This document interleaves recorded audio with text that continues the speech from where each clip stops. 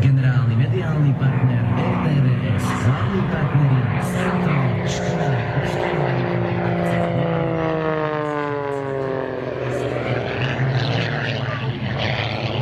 Rádio Anténa, Vlna Rádio, Európa 2, oficiálny partner.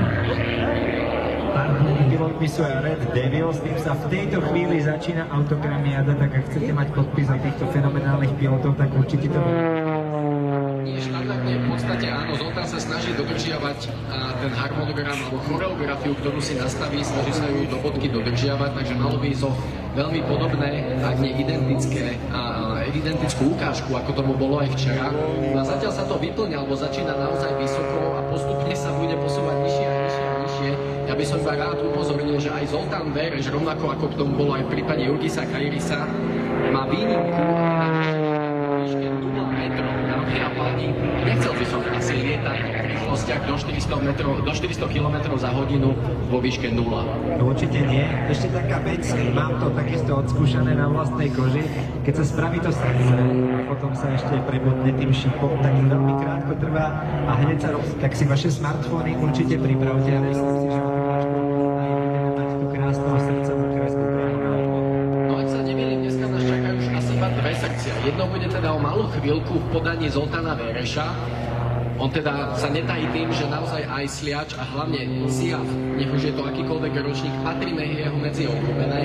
A teda vždy sa snaží urobiť všetko preto, aby sa tu ukázal a zatiaľ sa mu to vždy darilo. No a druhé srdce, ktoré bude nakreslené na oblohe, bude v podaní Maturia Aki. Všetci veľmi podobnej funkcii a veľmi mimoriadne tešíme. Včera nastala taká zaujímavá udalosť, že v čase, keď Zoltán letel, tak Jarko nebol s nami a dnes to takisto začalo. Jarko teda dával rozhovor pre kolegov z RTVS, ale už tu máme medzi nami, takže Jarko, tvoj názor na Zolio ako na pilota, ktorý nám ukazuje svoje umenie, nech sa ti páči. No ale ja ti ešte do toho ale ja ti aj poviem, prečo tomu tak je, lebo ja keď sa pozerám na Zoltána, mne sa hneď už točí hlava a v tom celkom ľahko zvyknem zabudnúť všetko, čo sa dá, takže po každej jeho ukážke mám v hlave okno. Napriek tomu, že teda ide o umenie, ktoré sa hlboko zarýva do mojich spomienok, ale naozaj si nepamätám, ale teda on je známy s tým vynorením spoza stromov. On sa však vynára z dymu a tam je to tiež veľmi efektné. Keď sledujem tú časť ukážky, tak mám to dobre, že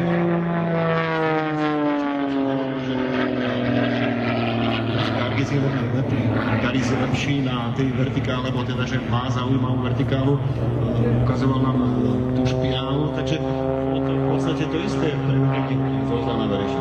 Áno, práve som takisto toto spomínal a zatiaľ som prekvapený, že Zoli ešte nezišiel do svojho štandard. Ale drží sa stále vysoko. Áno, pravdepodobne nám chce dokázať a nám to ani dokázať. V rôznych fórach a na novinách ľudia píšu, že samozrejme organizátori by mali ten program trošičku obmieniať a nejakým spôsobom vždy priniesť niečo nové, ale jedinom prípade, kedy je teda absolútnou výnimkou, jediným takýmto prípadom je Zoltán Vereš a každý si ho každý rok pýta.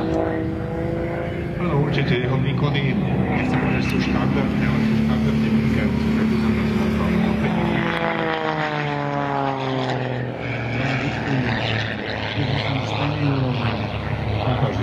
Inak keď spomíname tieto výkony a ich pozorujeme, tak ľudia sú tvorí súťaže. Existujú nejaké súťaže, kde sa tak ako majú postavu.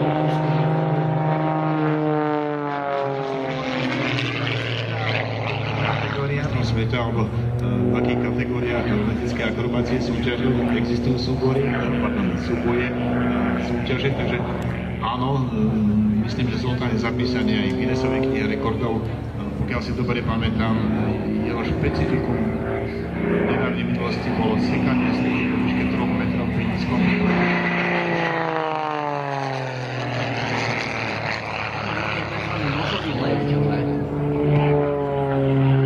Ja čakám na ten svoj obľúbený manéver, že by sa stratil tam smerom na zemnické pohoria na silnicu.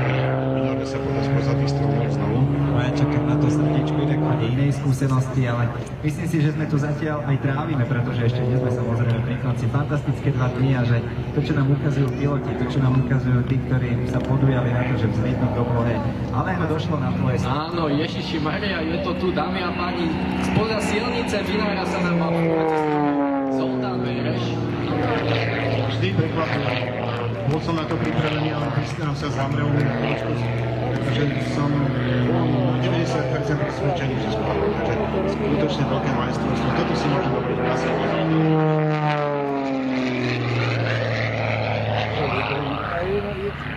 Tukosov nás dolu určite sleduje, myslím, že za tento naozaj krkolom, že ide tesne ponad. Naraz pozerám sa.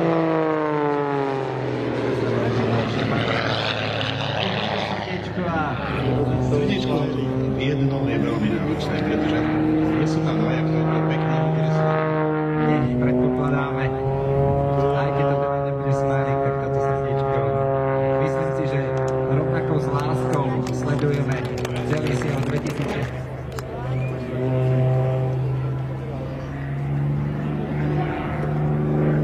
No, na záver, Zoltán Vereš nám zanechal to nemá ako človek, stretol som asi 2012, keď som ukázal, rozprával sa mi normálny komentátor z výletových pokynov a pozúbali. Ináč tu máme ten nožový let. Ešte trochu metrov.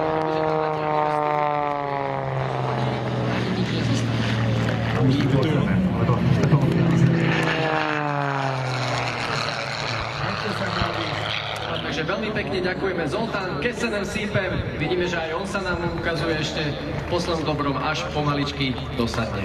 Aby sme boli teda úplne kompletní, tak niektorí fanúšikovia mu potom môžu povedať, že Seretlek, pretože ho máme naozaj veľmi radi a predpokladám, že opäť jednou z požiadaviek budúcich ročníkov bude, že budeme chcieť Zoliho vidieť priamo u nás.